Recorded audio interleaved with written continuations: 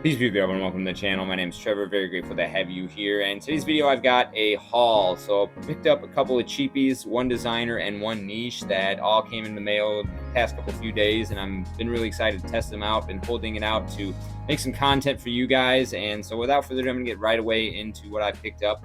This first one is called After Game from Ganso. And this is a house I've been pretty happy with. I've tried two of their other fragrances so far. One limoncello season, which I've featured on the channel before, as well as another one that I'm hoping to be showing up in a few lists in this upcoming spring season.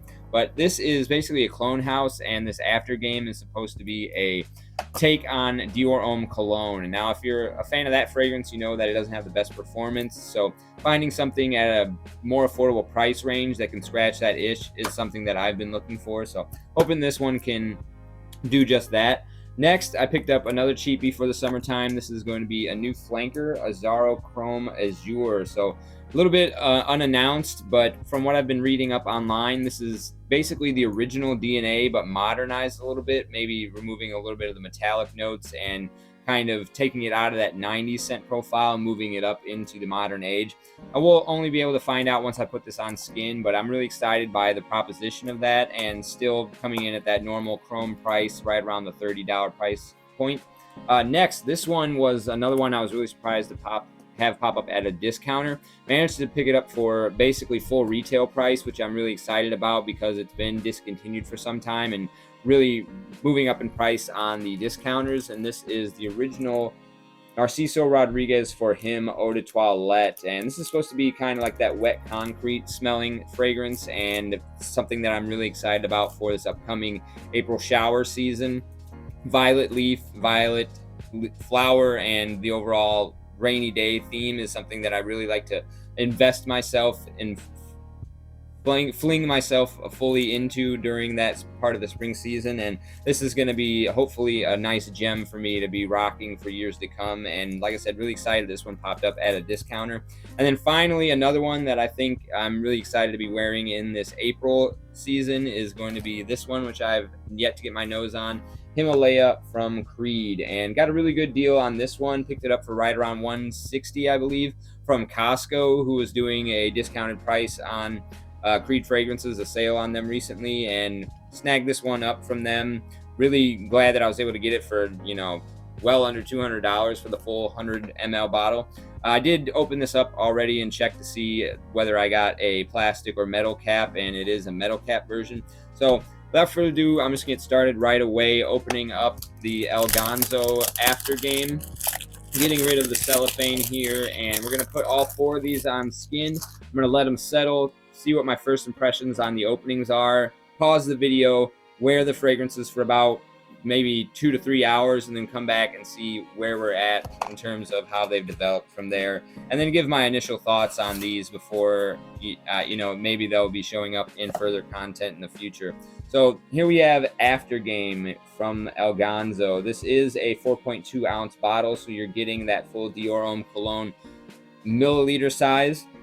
I really enjoy their presentation. It's really nice glass. You do get a plastic cap, but it's always wrapped, at least the fragrances that I've tried from them so far, in this really nice sort of cloth. And overall, I think this is pretty elegant in terms of just sitting out on your dresser, or it appeals to my aesthetic in terms of not being too clunky like some of the Middle Eastern fragrances.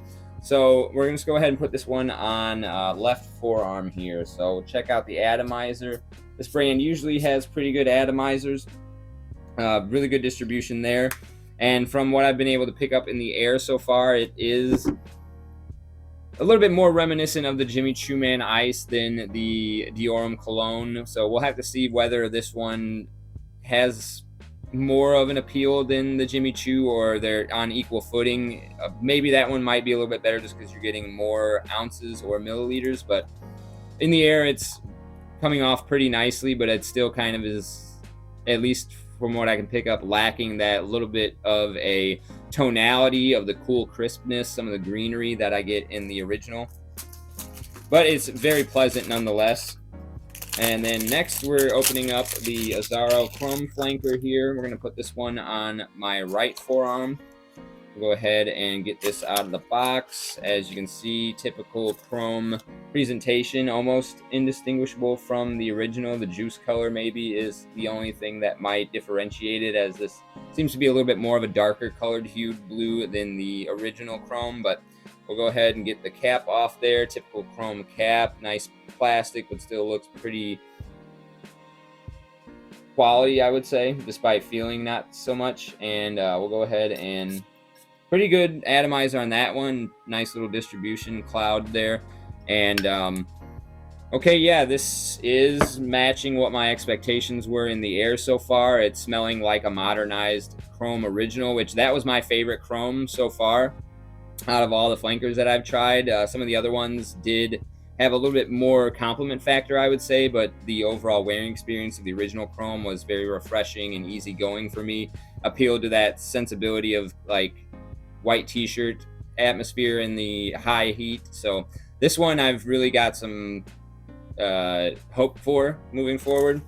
And then next we're going to go ahead, before we start checking these out and digging our nose into our skin, the Narciso Rodriguez fragrance. I believe this was perfumed by Francis Kirkjohn as well, so this is going to be an exciting one to try out. It's kind of got quite a bit of, I want to say, hype in the community. I think even Max Forte featured this one recently on his 2025 spring list, so it's still relevant to some of these people that have been in the game for a while. And we're going to go ahead and put this one on my right hand here, and you can kind of see I don't know, there's like little blotches going on here. Might be from the liquid inside the bottle, even though it's supposed to be yeah, because they seem to be going away when I'm lifting the bottle up. So we'll put that one on my right hand. Really good distribution on that one as well, just like the Blue Noir flankers that I've got from this line. Wow, that one in the air is really beautiful so far. You do get that Narciso Rodriguez musky, soft textural feel, but that violet note is really well done. It's a little bit candied and sweet, more than I was expecting. So, and yeah, violet, leaf, and flower are two of my favorite notes for the springtime. So really excited to see how that one wears and develops. But so far, it's been my favorite in the air. And then finally, we're going to go ahead and open up the Creed Himalaya as the fourth and final fragrance in this haul and see how this one treats us. There we go, the Himalaya presentation. I think there's a little bit of a dent in this bottle here, but I'm not complaining for $160 for 100 ml. This is really great deal from Costco, so glad they were running that sale. And we're going to get this one on my left hand here. A couple sprays. Let that one settle in. Fresh, soapy. I do have pure Paco Rabanne Pure Excess. I wasn't all that big of a fan of that fragrance. I do feel like it felt a little bit synthetic and cheap, and so hopefully this one maybe makes up for some of that lack in quality. We'll have to let it settle down. It's still kind of wet on my hand. We'll go ahead and start off, though. I'm going to give my first impression smelling the El Ganso.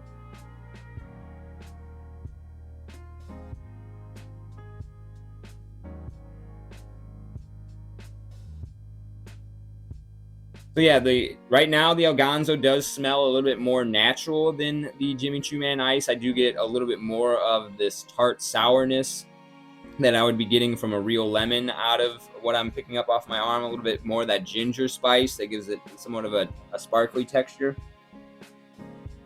It does remind me heavily of the original Dior cologne, but like I said, one thing that I was hoping would be in there that so far I'm not really getting is that cold, cool tonality that the original seems to be able to deliver that I haven't quite gotten out of any of the clones. Never tried the Mercedes-Benz cologne, sadly, but this one is really quite delightful. It may just be my replacement for that DNA here in the summer. Just something nice, cheap, $30 I think for that 120 ml. And it has that beautiful lemon ginger combo that I'm really looking for. Okay, next we'll check out the Chrome Azure.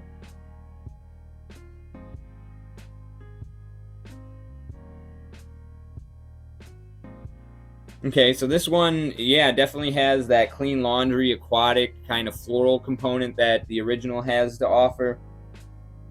Really nice, easygoing, pleasant, a little bit subdued in terms of the sillage. Again, with these haul videos, my nose tends to get a little bit overwhelmed, so I might not be picking up all the nuances on these first impressions that I would normally if I was only dedicating myself to one fragrance. But so far, really pleased with both of these cheapies. Both really delivering on my expectations, I would say. Next, we're going to check out the Narciso Rodriguez. Oh, this is phenomenal. I don't really get too much of the wet concrete, though. I get this musky, ambery violet leaf. I might be able to make that association the more it wears, but yeah, it seems like a nice ambered violet leaf with a pillowy, soft texture. It does have this gray, rainy day aesthetic to it, though. It is matching those color schemes in terms of the sort of the way that the scent translates to color tones, but like almost a little bit purpley as well.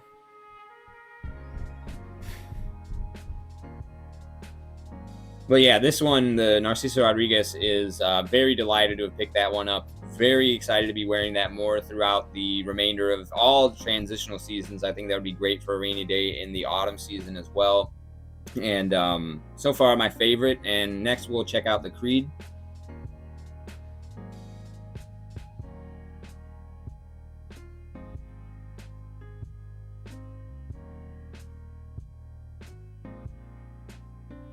Okay, and so far, honestly, the Creed is proving to be my least favorite. It's a little bit more spicy than I was expecting, a lot more sandalwood forward, and less clean soapy than I was anticipating. But again, there's my nose can be getting a little bit an inability to kind of pick out nuance because I'm just playing around with multiple scents at one time. But yeah, so far, the Creed has been my least favorite of the four.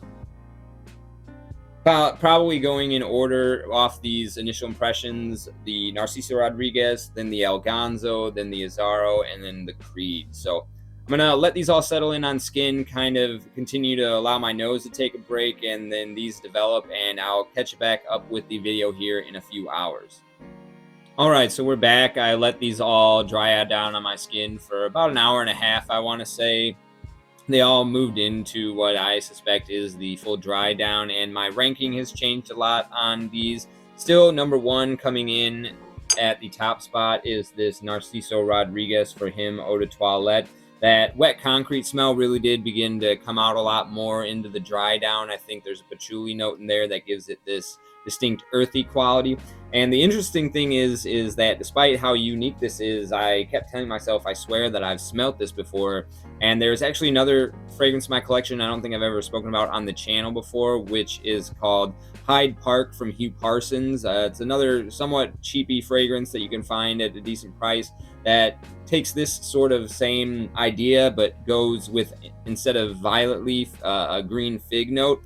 That one, I think the contrast between the fig and the more ambery, musky, patchouli kind of earthy quality didn't really mesh as well as it does with the violet note in here. But the more sweet, ambery, maybe like lavender, purpley quality that came out at the beginning, that was a lot more, like I said, sweet and almost sensual, that in this one really dried down into that more petrichor sort of wet concrete smell. And I could see why this one maybe didn't have as much mass appeal. The opening was a lot more enjoyable, I want to say, but the overall wearing experience is something I'm looking forward to, and I still really enjoy this one. And I particularly love that kind of wet concrete smell that it's giving me.